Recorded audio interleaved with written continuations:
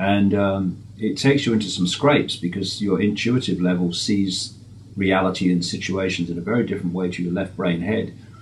And therefore, as I've said many times, the consciousness, right brain, if you like, sees the journey from source to sea. The left brain, mind, can see to the next turn of the river. So they've got very different perspectives. And things that you think have gone wrong in your life, like canoeing down the river and springing a leak and having to get to the shore when you wanted to get further down the river, can seem to be terrible things and frustrating, and why does it happen to me? And then someone comes and taps you on your shoulder on the bank and says, my God, you were lucky, mate, there's a bloody big waterfall around the next corner, you know. So if you follow your intuition, you're accessing that level of perception that can see from source to sea. And there are so many situations, as I've said many times, that life gives you your worst nightmare brilliantly, or your greatest gifts brilliantly disguised as your worst nightmare, because it knows that although it seems a nightmare, it's an essential stop or step on the road to the sea. And a bit further down the road, and my goodness me, this has happened to me so many times, you say, I didn't like what happened, but when I look at what I've got from it, I'm glad it did. It's like all the ridicule of me in the early 1990s in this country. I could walk down any street without being laughed at. Well, going into a pub, forget it, you know, it was uproar. But when I look back, it set me free. Set me free of the fear of what other people think, which is one of the greatest suppressors of human potential and perception that you could ever come across. So it was a nightmare in the experiencing, but from the perspective of me sitting here now, I wouldn't have wanted it any other way. And if we can live our lives from the perspective of, you know, this is leading somewhere, and it was a great message that I was given through a psychic from some other level of awareness. In the early days, I've actually quoted it in my book. I've quoted a few things that happened to me in the early days, because 20 years on, they're more profound now than they ever were. And this one said, true love does not always give the receiver what it would like to receive, but it will always give that which is best for it. So ponder on anything you do not like and see why it was necessary. Basically, experiencing it will be very much easier if you do that. And it's true. It's true. If you say, why is this happening to me? Not why me, but why is this happening to me and not you, or not this person down the street? Why me? Why now? What is it saying? Because the language of life is something that I watch all the time. Life speaks to you. Because this is a hologram, it means that your holographic experience is part of the hologram. Therefore, it's going to speak, it's going to put the inner you, that inner part of you within the hologram, it's going to put that in your face as experience, because they're different expressions of the same hologram. So it's got to be like that. Life must talk to you. Otherwise, it's not a hologram. Because people think about holograms, they think it just operates on a physical level. It doesn't. Holographic reality operates on multi-levels, including the unseen, including the emotional, including the mental, all of them. All of them. And this is why body language allows you to know someone's mental and emotional state. Because the body language is part of the hologram, which the mental and emotional state is part of. So they're expressing each other. You know, it's so simple. It is so simple once you understand the structure. Everything else falls into place. And if it doesn't, then there's something wrong with what you're saying. It's interesting, you know, people, you know, I would say that we choose to be here, and people are like, oh, I haven't chosen this situation, I haven't chosen. Do you think that somebody, you know, stood above your consciousness with a gun and said, all right, get in that body?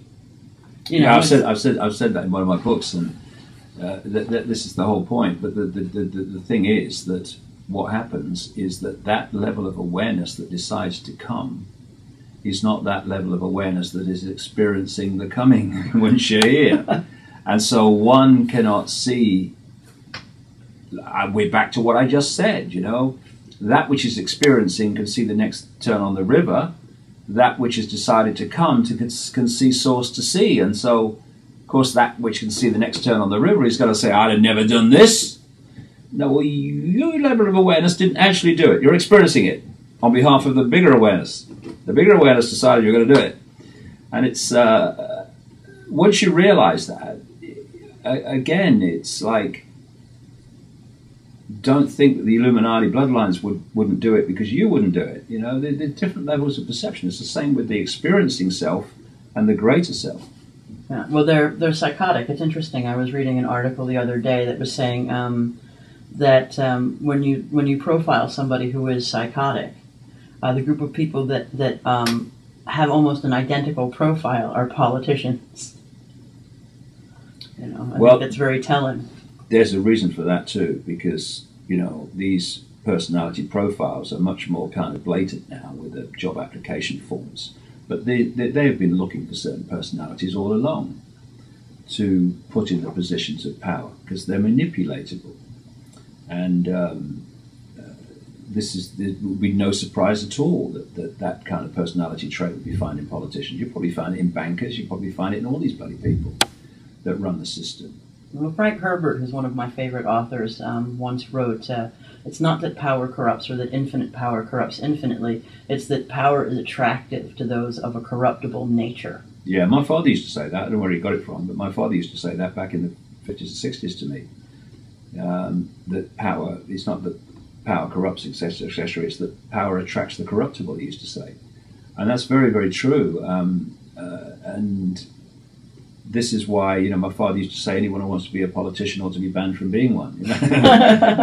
If you want the job, you can't have it, mate. Yeah, if you want the job, you're the wrong man for it, okay?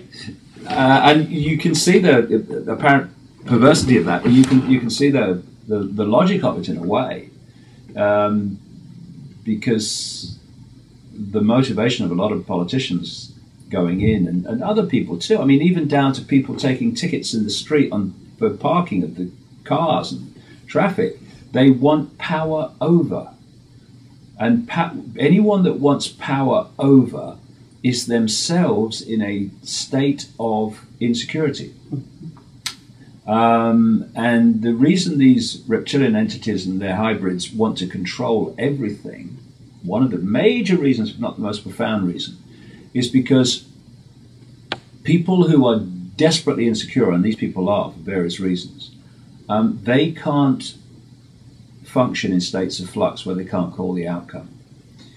They are so insecure that if they went to a football match, they would have to know the score before the game started. They couldn't cope with the insecurity of not knowing how it's going to turn out. People who are conscious do not want power. They want power, if that's the word, to express their full potential of creativity and all the rest of it. But they don't want power over, which is a completely different concept. But these people do, and insecure people want power over, and thus we're dealing with apparently powerful people, powerful groups who are just little lost boys consumed by their own insecurity. And this is another reason why I'm picking up all the time that as this awakening happens and as the awareness gathers, and as I'm now starting to see the awareness starts to impact on events, these people are getting, I mean, talk about their bums tweaking. I mean, you know, twitching rather. They're getting very, very anxious because they're increasingly seeing that their all-pervasive control of events is in serious danger. And whenever you are in a state of high anxiety and fear and threat, you don't think straight. You start making mistakes, and these people have started to make big mistakes. I mean, the swine flu thing was a joke. Big mistakes they made, and they're going to make a lot more. And it's all part of the House of Cards coming down.